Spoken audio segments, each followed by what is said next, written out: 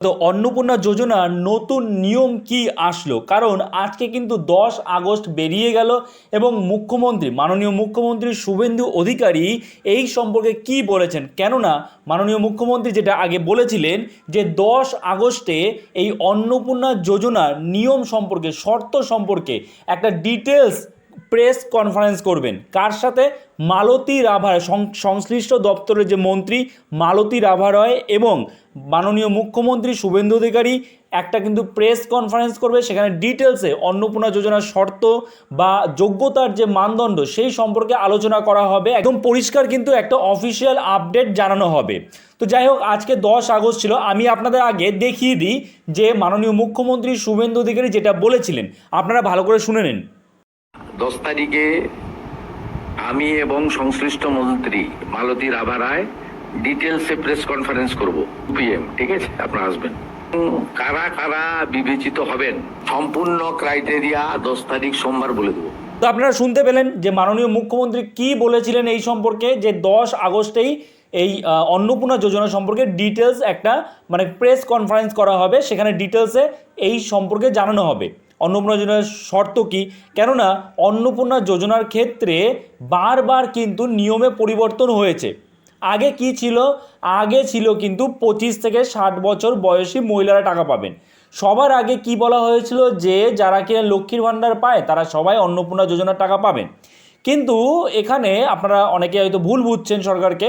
এখানে ভুল বুঝবেন না, বিষয়টা হচ্ছে এই যে হ্যাঁ, লক্ষ্মীর ভাণ্ডার যারা পায় তারা সবাই অন্নপূর্ণা যোজনার টাকা পাবে যদি যারা যোগ্য হয়। ওই পুরুষের অ্যাকাউন্টে যদি লক্ষ্মীর ভাণ্ডারে টাকা ঢোকে তাহলে তো সে আর অন্নপূর্ণা যোজনার টাকা পাবে না। এই কারণে এত দেরি হচ্ছে, ভেরিফিকেশান বারবার করে করা হচ্ছে এবং বারবার করে নিয়মের পরিবর্তন হচ্ছে। তারপরে কি বলা হলো যে 25 থেকে 60 বছর পর্যন্ত মহিলারা অন্নপূর্ণা যোজনার টাকা পাবে। তারপরে কি আসলো? তারপরে কিন্তু নিয়ম আসলো যে সেই পরিবারের যদি কেউ সেই মহিলা, সেই যে মহিলা টাকাটা পাবেন অন্নপূর্ণা যোজনার, তার পরিবারের যদি কেউ সরকারি চাকরি করে বা বেসরকারি ক্ষেত্রে চাকরি করে সে টাকা পাবে না। আবার কারোর পরিবার যদি কেউ ট্যাক্স প্রদান করে তাহলেও কিন্তু সে টাকা পাবে না। আবার কেউ যদি পেনশন পায়, সরকারি চাকরি করেন, আগে করতো কিন্তু পেনশন পায় সেই পরিবারের একজন, তাহলে কিন্তু সেই মহিলা টাকা পাবেন না। এই রকম কিন্তু বারবার নিয়ম আসলো।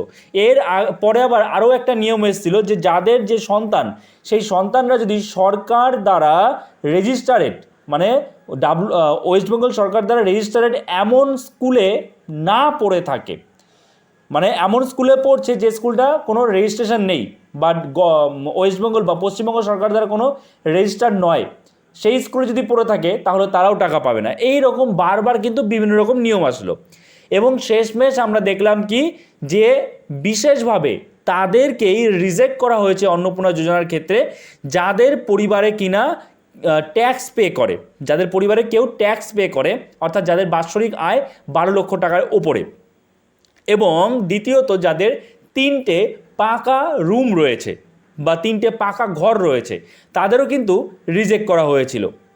আর একটা কি, যারা আশা কর্মী আছে, যারা সিভিক ভলেন্টিয়ার, যাদের পরিবারে কেউ সিভিক ভলেন্টিয়ারে চাকরি করে কিংবা যারা আশা কর্মী আছে তারাও কিন্তু প্রথমের দিকে টাকা পেয়েছিল অনেকেই, কিন্তু তারা আর এখন টাকা পাবে না, সে তাদের কিন্তু রিজেক্ট করে দেওয়া হয়েছে। তারপরে আমরা ভেবেছি যে তাহলে একটা অন্তত নির্দিষ্ট তো নিয়ম আসবে, এই নিয়মগুলো কি বারবার করে পরিবর্তন হয়েছে। তো সেই কারণে আমাদের মাননীয় মুখ্যমন্ত্রী শুভেন্দু অধিকারী কিন্তু বলেছিলেন যে 10 আগস্টে একটা ডিটেলসে প্রেস কনফারেন্স করবেন, সেখানে উনি বলে দেবেন যে যোগ্যতার মানদণ্ড কি, ডিটেলসে এই বিষয়ে আলোচনা করবেন।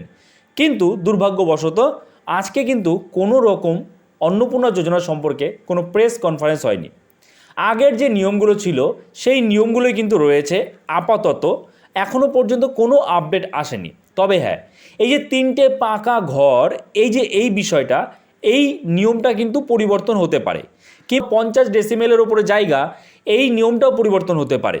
ঠিক আছে, এবার কবে পরিবর্তন হবে দেখা যাক। আগামীকাল 11ই আগস্ট, আজকে হয়তো কোনো কারণে মাননীয় মুখ্যমন্ত্রী ব্যস্ত থাকার কারণে কোনো প্রেস কনফারেন্স করেননি, আমাদের একটু ওয়েট করতে হবে। উনি যেহেতু বলেছেন 17ই আগস্টে টাকা ছাড়া হবে, তাহলে 17ই আগস্টের আগেই আশা করা যায় প্রেস কনফারেন্স আমরা পেয়ে যাব। অন্নপূর্ণা যোজনার যোগ্যতার মানদণ্ড কি তার একটা ফাইনাল আপডেট আমরা পাবো মাননীয় মুখ্যমন্ত্রীর কাছ থেকে। তো সেই দিকেই চোখ থাকবে, যখনই কোনো আপডেট আসবে আমি অবশ্যই আপনাদের জানিয়ে দেবো। আপনারা বারবার কোশ্চেন করছিলেন যে কী আপডেট আসলো, তো দুর্ভাগ্যবশত আপাতত কোনো আপডেট নেই বললেই চলে, আগের নিয়মগুলোই কিন্তু বহাল রয়েছে। ঠিক আছে, যখনই আপডেট আসবে আমি অবশ্যই আপনাদের জানাবো।